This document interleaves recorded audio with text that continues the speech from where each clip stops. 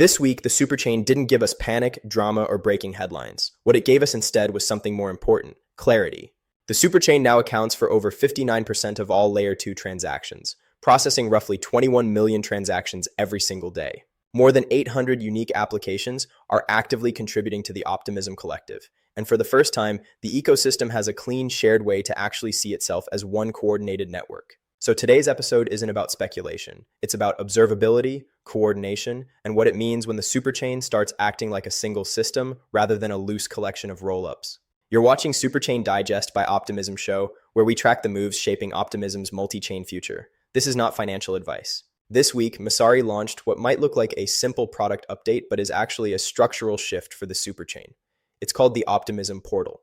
At a surface level, it's a no-login dashboard that brings the entire Optimism and Superchain ecosystem into one place. You can see live network metrics, ecosystem maps, application activity, fees, DEX volume, total value locked and secured, and stablecoin flows across OP stack chains. But the real significance isn't the charts, it's what this portal represents.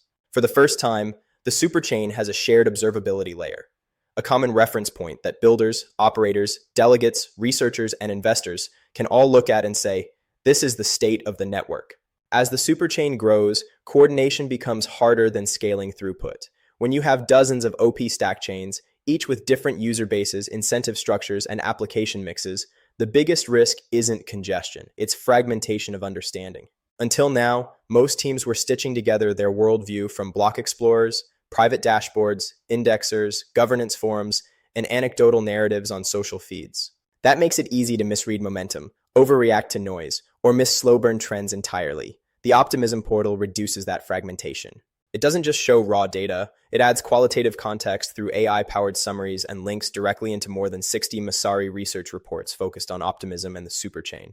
That combination matters because numbers without narrative are just as dangerous as narratives without numbers. In other words, this isn't a snapshot, it's an evolving map of the Superchain as a living system. If you're building or operating on the Superchain, this changes how you reason about risk and opportunity. Instead of asking whether activity feels up or down based on vibes, you can ground decisions in shared metrics. You can sanity check whether a new chain is actually attracting users or just liquidity. You can see whether fee dynamics are shifting in ways that affect your application's margins. You can track whether growth is broad-based or concentrated in a handful of protocols. Around this shared infrastructure, the ecosystem itself continues to diversify. Base has officially launched the Base app, positioning itself as a consumer-first entry point to on-chain activity. By pairing a clean onboarding experience with social incentives and a large rewards pool, Base is signaling that distribution and user experience now matter as much as raw infrastructure. On Soneium, Score Season 05 is live, continuing a recurring 28-day cycle that rewards sustained on-chain participation. What's notable here isn't just the incentives, but the cadence.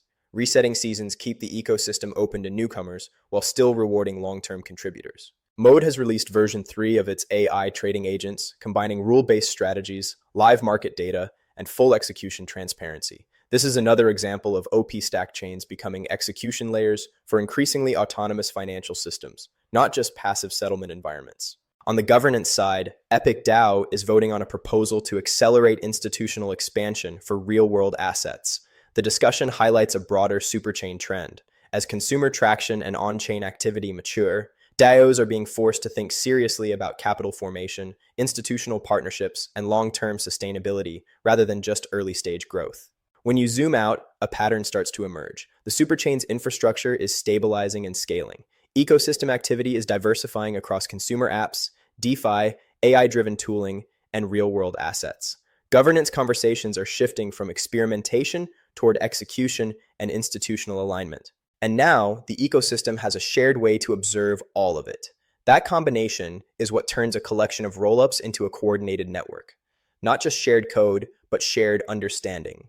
If you're shipping on the Superchain, here's what this episode translates to in practice. First, ground your assumptions in shared data. Use neutral dashboards to verify where activity actually is before committing engineering or marketing resources. Second, keep monitoring infrastructure health closely. Watch RPC latency, error rates, indexing lag, and finalization times, especially during periods of user growth or major launches. Third, stay close to governance. Any proposal that touches incentives, fees, or cross-chain behavior can quietly change your app's economics. Fourth, Pay attention to consumer-facing launches. They are often the earliest indicators of changing load patterns and user behavior across the network. If you found this useful, subscribe to the Optimism Show and follow along for coverage of how the Superchain and its member chains are evolving. Thanks for watching. I'll see you in the next one.